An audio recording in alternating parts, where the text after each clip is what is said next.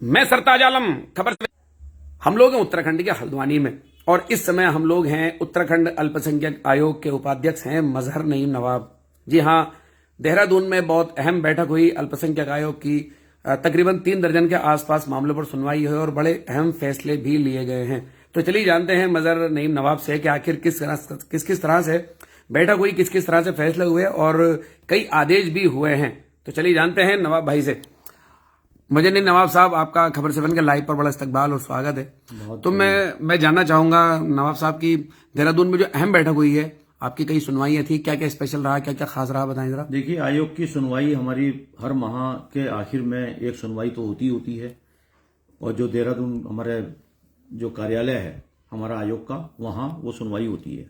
उसी क्रम में कल आयोग की सुनवाई लगभग 36 मामलों में सुनवाई चली। 11 बजे से शाम 4 बजे तक सुनवाई हुई और उसमें कई ऐसे मामले 15 मामले लगभग डिसाइड किए गए जिनमें पीड़ितों को न्याय दिया गया। और जिसकी कहीं सुनवाई ना हो, कोर्ट कचहरी, जो गरीब आदमी है जिसकी कहीं कोई सुनता ना हो, उसके लिए जो माइनॉरिटी कमीशन बना है अल्पसंख्यक आयोग, उसको हम लोगों ने गंभीरता से लिया है। और जब से मैं बैठा हूं, लगभग मुझे 4 साल का अरसा हो गया है, उस 4 साल में हमने 1800 मामले सुने हैं। लगभग 1800 मामले सुने हैं। और जैसे अदालत में बड़ा खर्चा होता है तो आपके वहां तो फ्री ऑफ कॉस्ट होता है? बिल्कुल, कोई एप्लीकेशन भी, यहाँ तक के बहुत सारे लोग एप्लीकेशन भी नहीं लिखवा पाते हैं तो उनको वो भी व्यवस्था हम लोग करते हैं। जी जी। और एक शपथ पत्र सिर्फ हम लेते हैं 10 रुपए के स्टाम्प पे जी। और हम उनकी शिकायत को दर्ज करके और उसकी एक प्रक्रिया, जो जांच एजेंसी होती है, उनको हम जांच के लिए भेजते हैं। ठीक है, तो मैं जानना चाहूंगा कि अब कल आपके वहां क्या क्या किस तरह से हुआ, जरा बताएं आपके वहां। देखिए, कई मामले आए, उसमें कई एक दो मामले ऐसे थे जो बहुत गंभीर थे। जिसमें एक क्रिश्चियन कम्युनिटी का मामला शिकायत का था। हर इतवार को उनकी पूजा पाठ जो है एक स्थान पर अपने घर पर 40-50 महिलाएं लेकर के वो पूजा पाठ करते थे, बाइबिल का पाठ करते थे। ये कहाँ का था मामला? ये हरिद्वार का है। ठीक है। हरिद्वार में किसी थाना क्षेत्र का है। ठीक है। वहां की शिकायत थी। अब कुछ महिलाएं हमारे आयोग में आई, क्रिश्चियन महिलाएं थी, वो उनके साथ मारपिटाई और उनके साथ जो व्यवहार पुलिस ने किया था, उन्होंने उसकी शिकायत की। हमने उसके लिए एक जांच कमेटी का गठन किया था। उसकी रिपोर्ट भी आई। उसमें उच्च अधिकारी, कुछ पुलिस अधिकारी आए थे। उनका कहना यह था कि साहब, ये धर्म परिवर्तन ये महिलाएं करा रही थी और धर्म परिवर्तन के नाम पर ये कार्यक्रम चल रहा था। ठीक है। हमने पुलिस अधिकारियों से कहा, ऐसी कोई एविडेंस, ऐसा कोई प्रमाण है आपके पास जो इन्होंने किसी का धर्म परिवर्तन कराया है जी, तो आप इनके खिलाफ मुकदमा दर्ज करके इन्हें जेल भेज दें। ठीक है। क्योंकि धर्म परिवर्तन का जो अधिकार है वो वो न्यायपालिका को है। बिल्कुल। और सरकार ने, और जबरन को लेकर कानून भी बना हुआ है। अगर जबरन सरकार ने कानून भी बनाया है। कानून के अंतर्गत कोई अगर धर्म परिवर्तन करता है तो उसमें किसी को कोई ऐतराज नहीं है। ठीक है। तो उसकी कोई एविडेंस पुलिस नहीं दे पाई। ठीक है। और जो एविडेंस उन महिलाओं ने हमें दिखाई कि धार्मिक बाइबिल को जो है, जिस तरीके से बाइबिल का अपमान किया गया पुलिस द्वारा, वो एक गंभीर मामला हमारे सामने आया क्योंकि उसकी रिकॉर्डिंग आई। अच्छा, रिकॉर्डिंग वगैरह सब आपके समक्ष आई? रिकॉर्डिंग उन्होंने हमें दी और वो रिकॉर्डिंग हमने उन पुलिस अधिकारियों को दिखाई और उनसे ये सवाल किया कि आप भी किसी धर्म को मानते होंगे। जो बड़े अधिकारियों को आपने समन करके बुलाया होगा? जो अधिकारी वहां मौजूद थे, पुलिस के, जब उनसे हमने पूछा कि भाई ये आप बताइए कि आप भी किसी धर्म को मानते हैं और किसी धार्मिक किताब को मानते हैं, ये इनकी धार्मिक किताब है बाइबिल, क्या इसका अपमान करना किसी को अधिकार है?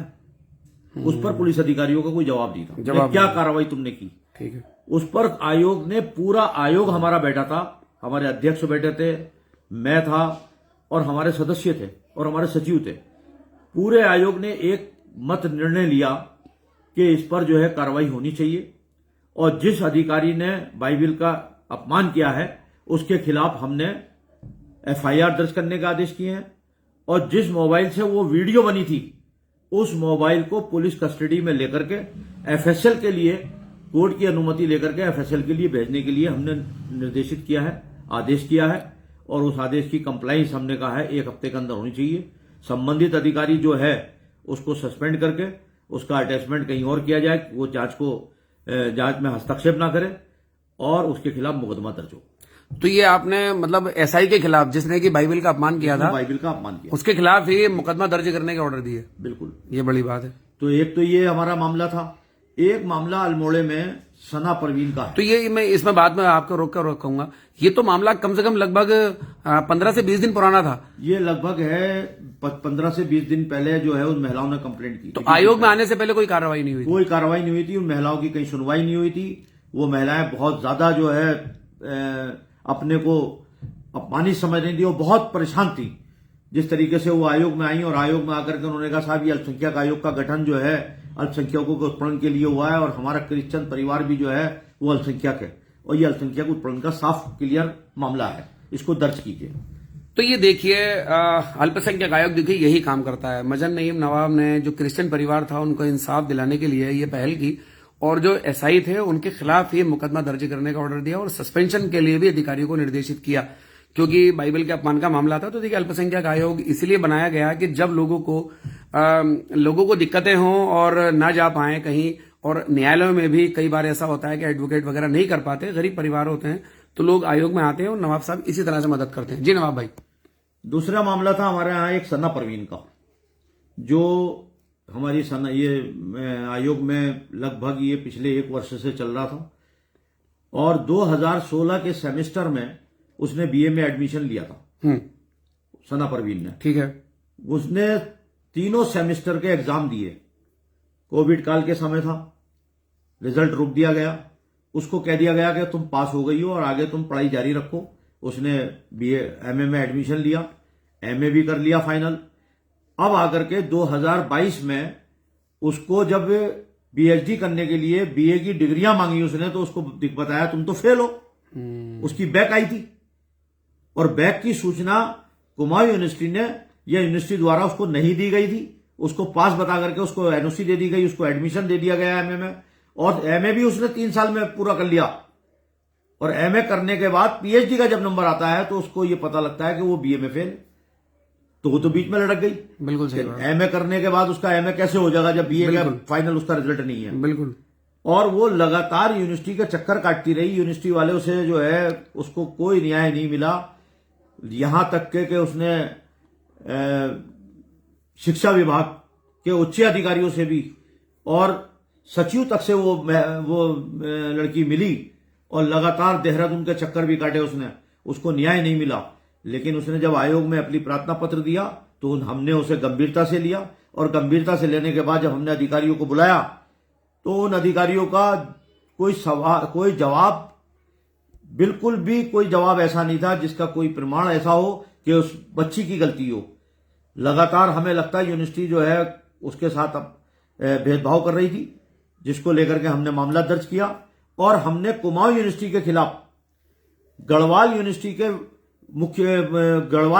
के जो कुल सचिव थे उनकी अध्यक्षता में एक कमेटी बनाई और उसमें 4 सदस्य रखे, 2 कुमाऊं के सदस्य रखे और 2 गढ़वाल के सदस्य रखे। एक लॉ कॉलेज से हमारे प्रोफेसर अरशद हुसैन को रखा हमने और मैंने अपनी निगरानी में उस कमेटी की निगरानी मेरे अंडर में उपाध्यक्ष अल्पसंख्यक आयोग के निगरानी में वो आयोग ने निर्णय लिया। और वो कमेटी ने जब रिपोर्ट दी, उस कमेटी की रिपोर्ट साफ रिपोर्ट आई कि इस बच्ची के साथ यूनिवर्सिटी के ये रिपोर्ट है, कर्मचारी और अधिकारियों ने लापरवाही की है और इसकी जिंदगी बर्बाद करने के लिए कोई करियर का सवाल होता है। बिल्कुल। और ये पूरी रिपोर्ट गढ़वाल यूनिवर्सिटी के वाइस चांसलर की अध्यक्षता में आई है।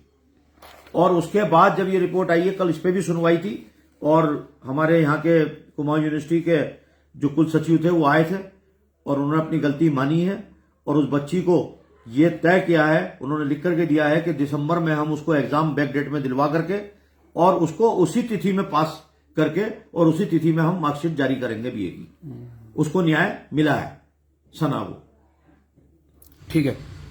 तो ये 2 मामले तो ये बड़े बड़े आपने बताया, उसके अलावा कुछ और यहाँ पर कई लोग, क्योंकि जो मेरे पास रिपोर्ट है उसमें ये है कि आपने मेरे ख्याल से 2 एफआईआर करने के ऑर्डर दिया। एक एफआईआर 2 लोगों में झगड़ा हुआ, एक अल्पसंख्यक, उस पर एक तरफा कार्रवाई का मामला था पुलिस द्वारा, कुछ एक अल्पसंख्यक परिवार था और एक बहुसंख्यक था। हाँ, दोनों लोगों का झगड़ा हुआ, झगड़े में मारपिटाई हुई, दोनों लोगों के चोट लगी।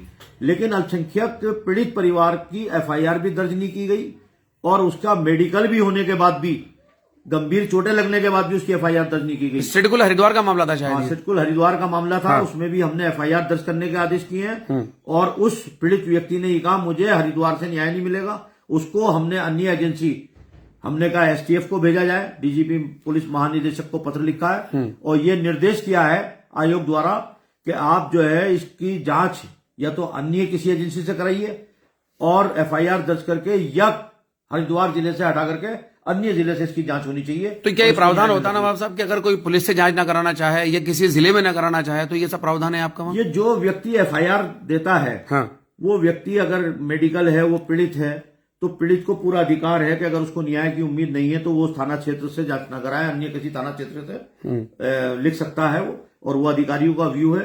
पुलिस जो हमारे महानिदेशक है उनके कार्यालय से जांच चेंज हो सकती है। ये वाइल्ड लाइफ का भी एक मामला यहाँ पर मेरे नजरों में है। चंद्रबनी निकट wild life colony Mohabbewala Dehradun में नियम विरोधी किए गए स्थानांतरण संबंधी शिकायती प्रकरण के संबंध में देहरादून को वर्तमान में रिक्त पद डाइट रुड़की में स्थानांतरित किए जाने के निर्देश भी आपने दिए। जी हाँ, ये एक मामला चल रहा है। इसको हमने लगभग 3 महीने पहले ये हमारे आयोग में इन्होंने प्रार्थना पत्र दिया था और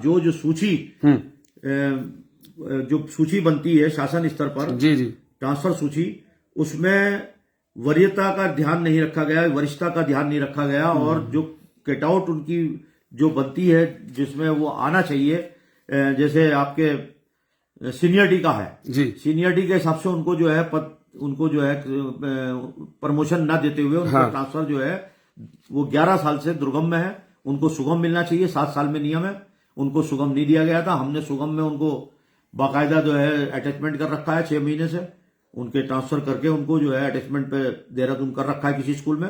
और अब हमने उनके लिए ये निर्देश पारित किया है कि 1 महीने के अंदर जो वार्षिक सूची आती है जिसमें रिटायरमेंट होने के बाद जब पद रिक्त हो जाते हैं, उन रिक्त पदों की सूची के अनुसार 3 ऑप्शन उनसे लेकर के उनका समायोजन 1 महीने के अंदर शिक्षा विभाग करेगा। ये शिक्षा विभाग ने हमसे वादा करा है, ये निर्देश पारित किए हमने। ये निर्देश पारित किया तो लगभग मतलब 35-36 मामले करीब 15 मामलों में हमने जो है निस्तारण किया है और न्याय मिला है। बहुत सारे ऐसे मामले हैं जो पुलिस से संबंधित हैं या शिक्षा विभाग से संबंधित हैं या आपके जो है जिला स्तर पर प्रशासनिक मामले हैं। 1-2 मामले बिजली के हैं, बिजली से संबंधित है, किसी का कनेक्शन नहीं हुआ था, उसको भी हमने आदेश किया है कि उसको तुरंत कनेक्शन दिया जाए।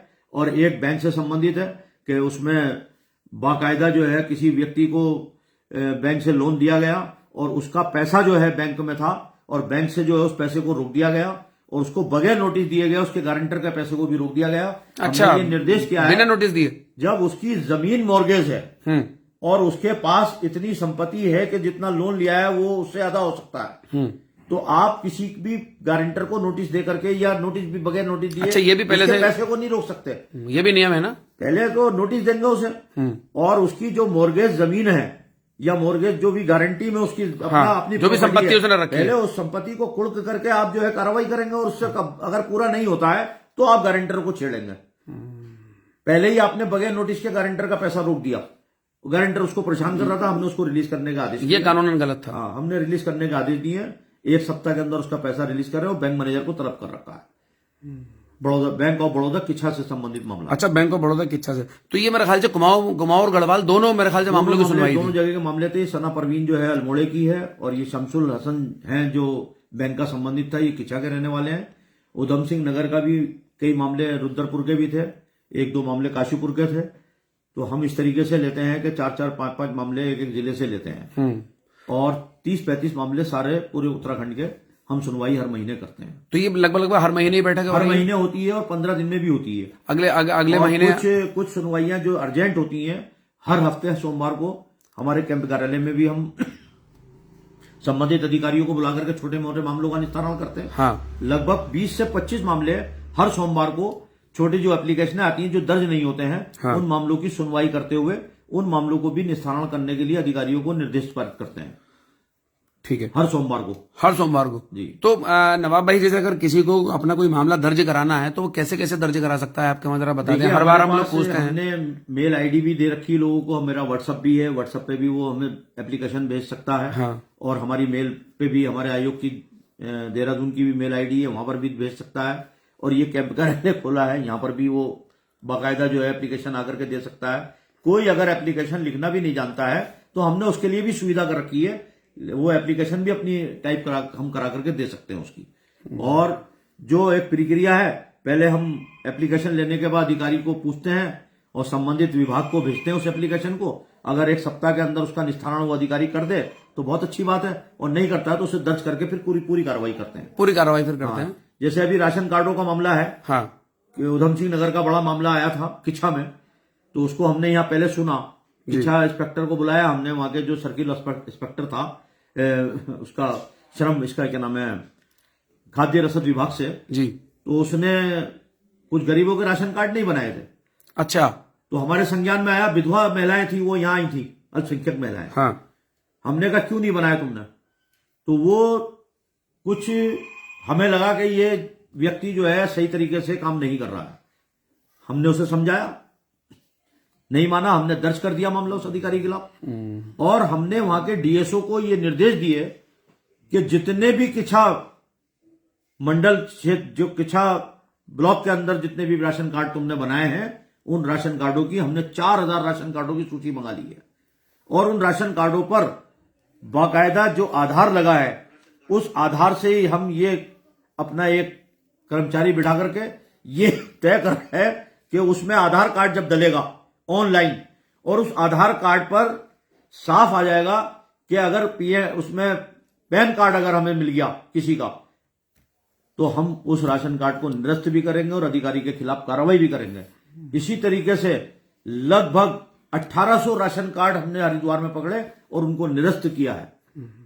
हाँ, इसमें नवाब साहब कई जगह अल्पसंख्यकों में ये भी देखा जाता है कि जो पैसे वाले लोग हैं, अक्सर ये होता है कि वो कानून के साथ चीटिंग करके अपना तो बनवा लेते हैं, लेकिन उन्हीं का पड़ोसी गरीब है वो रह जाता है और फिर हीन भावना का शिकार होता है। देखिए, ये गरीबों के राशन कार्ड सरकार का साफ उद्देश्य है, सरकार का साफ निर्देश है कि गरीबी, जो गरीब है, जो गरीब व्यक्ति है, मजदूर है, जो रोज के खाने कमाने वाला है, उसका राशन कार्ड बनना चाहिए। उसे राशन की व्यवस्था जो सरकार की फ्री योजना है उसका लाभ मिलना चाहिए। अगर ऐसे राशन कार्ड हमारे संज्ञान में आते हैं कि जो लोग उसके लिए पात्र नहीं है, जो इनकम टैक्स पेई है, बड़े बड़े घरानों के हैं, और वो उस योजना का लाभ ले रहे हैं, गरीबों को वंचित रख रहे हैं, तो उनके खिलाफ कार्रवाई करने के निर्देश सरकार ने साफ दे दिए हैं। साफ, बिल्कुल साफ निर्देश हैं। और उन अधिकारियों को भी नहीं बख्शा जाएगा। और हम ब्लॉक स्तर पर इस योजना की स्क्रूटनी कर रहे हैं, राशन कार्डों की। अभी हमने किच्छा ब्लॉक की कर रहे हैं, फिर उसके बाद जितने भी 9 ब्लॉक हैं किच्छा उधम सिंह नगर में, और नैनीताल जिले में 7 ब्लॉक हैं, इनकी सबकी स्क्रूटनी हमें 1 महीने के अंदर करनी है। 1 महीने के अंदर सबकी स्क्रूटनी। हमने इसके लिए बाकायदा अपने दफ्तर में कर्मचारी बिठाया है, और उस कर्मचारी को हमने जो डाटा फिक्स किया है, और जो डाटा हम उनको ऑनलाइन मंगा रहे हैं राशन कार्डों का जी, उनको हम एक आदमी को 24 घंटे बिठा करके उसको चेक करा रहे हैं। अगर उन राशन कार्डों में कमियां मिली, और गरीबों की योजनाओं का साफ निर्देश है सरकार का, गरीब की योजना का गरीब को लाभ मिलना चाहिए, गरीब तक पहुंचनी चाहिए। सरकार अगर ईमानदारी से काम कर रही है तो उस ईमानदारी से अधिकारी को भी काम करना पड़ेगा। बिल्कुल, मुख्यमंत्री जी की मंशा है साफ, अफसर चाहिए से काम करने की, वरना अफसर चाहिए फिर मतलब लगातार फिर आगे बढ़ जाती है। जब प्रदेश के मुखिया की ईमानदारी से काम करने की इच्छा है और गरीबों को लाभ देने की इच्छा है, गरीबों तक हमारी योजनाओं का लाभ मिले, हर गरीब हर योजना से वंचित ना रहे, ये सरकार का निर्देश है। और उस सरकार के निर्देश को पूरी तरीके से आयोग गंभीरता से ले रहा है। ये अल्पसंख्यक क्षेत्र में भी, और शायद किसी भी क्षेत्र में हो, कोई भी क्षेत्र हो, क्योंकि मुझे जो है दर्जा राज्य मंत्री का सरकार ने जो पोर्टफोलियो दे रखा है, राज्य मंत्री का दर्जे का मकसद हर आदमी की मदद करना, चाहे वो बहुसंख्यक हो या अल्पसंख्यक हो। चलिए, खैर कानून का शासन। चलिए नवाब भाई चलते हैं, आपको कुछ आखिरी कहना है तो आप कह सकते हैं, पैगाम दे सकते हैं। नहीं, बस मैं खबर 7 और आपका सरताज भाई बहुत शुक्रिया अदा करता हूं कि इसी तरीके से आप सरकार की योजनाएं और जो आयोग के काम हैं उनको आप बाकायदा अपने दिखाते हैं, और बहुत सारी चीजें आप शहर के अंदर दिखाते हैं। मैं आपका बहुत धन्यवाद और शुक्रिया अदा करता हूं। इसी तरीके से आप करते रहें और सेवा भाव से आप काम करते हैं। बहुत बहुत खैर, ये मेरा काम है, बहुत बहुत शुक्रिया। तो चलिए, हम लोग देखिए मजहर नईम नवाब साहब से बात कर रहे थे। देखिए, देहरादून में बड़ी अहम बैठक हुई और तकरीबन 15 मामलों में फैसला लिया गया, निर्देश दिए गए, आदेश दिए गए, जिसमें कि ज्वालापुर का, हरिद्वार का जो मामला था वो बड़ा अहम मामला था कि बाइबिल का अपमान हुआ। और उसमें ये देखिए पिछले 15 से 20 दिन से वो परिवार घूम रहा था, उसकी मदद नहीं हो पाई। लेकिन अल्पसंख्यक आयोग बनाई इसलिए है कि चाहे मुस्लिम हो, जैन हो, बौद्ध हो, मतलब जो भी अल्पसंख्यक हैं उनकी मदद हो सके, और इसलिए संविधान में इसकी व्यवस्था होती है। और नवाब साहब को खैर इस पद पर काम करने का एक लंबा अनुभव है, दूसरी बार बने हैं तो बड़े अच्छे तरीके से जानते हैं कानून की बारीकियां और सब चीजों को। खैर 2 मामलों में वहां पर ऑर्डर हुआ है, और एक मामला और था, वो भी हरिद्वार का ही था। पुलिस ने उसमें एक तरफा कार्रवाई की थी और उनका मुकदमा नहीं लिखा जा रहा था, तो उसका भी आदेश हुआ। स्थानांतरण के मामले थे, अल्मोड़ा का सना का मामला था। तो इस तरह के कई मामले हैं। हल्द्वानी में भी मैं कई मामलों को ऐसे जानता हूं जिसमें कि नवाब साहब ने काफी मतलब सुनवाई की है, और सुनवाई करने के बाद अच्छे नतीजे पर निकले हैं। देखिए मतलब अधिकारी का अपना एक रुतबा, अधिकारी की अपनी एक ताकत होती है, और कभी कभी फैसला नहीं ले पाते हैं तो आदेश निर्देश जब होते हैं तो फिर सुननी पड़ती है। कई मामले हमने देखे, पुरोला के मामले में हमने देखा, जब पुरोला का मामला हो रहा था तो वहां से अल्पसंख्यकों को कहीं ना कहीं देखिए जो ताकतवर लोग थे वो भगा रहे थे, उस पर उन्होंने काम किया। हल्द्वानी कमलवा गांजा का मामला आया, वहां भी कई अल्पसंख्यकों की दुकानें बंद कराने का मामला था, तो वहां भी लगातार जो कानून का काम था वो काम हुआ, उसमें मुकदमा भी लिखने का ऑर्डर, यहां से तमाम इस तरह की चीजें लगातार देखने को मिलती हैं। तो खैर हम लोग बात कर रहे थे, और 3 दर्जन मामलों पर सुनवाई हुई, 15 मामलों पर फैसला लिया गया, और बहुत जल्द अल्पसंख्यक अधिकार दिवस भी मनाया जाना है। उसको लेकर भी नवाब भाई व्यस्त हैं, और इसी मामले में फिक्रमंद हैं कि जो अच्छा काम कर रहे हैं सोसाइटी के अंदर अल्पसंख्यक, उनको सम्मानित करें। और अल्पसंख्यक अधिकार दिवस जो कि कहीं ना कहीं अल्पसंख्यकों को एक एहसास दिलाता है कि उनके नाम से भी एक अधिकार दिवस है, और सारे देश में मनाया जाता है, उत्तराखंड में भी मनाया जाता है। तो चलिए देखेंगे वो जब आएगा। तो साथियों, आपको हमारी ये लाइव कवरेज कैसी लगी? मदनी नवाब साहब, एक इसमें क्वेश्चन आ रहा है नवाब भाई, मैं आपसे इसमें लेना चाहूंगा।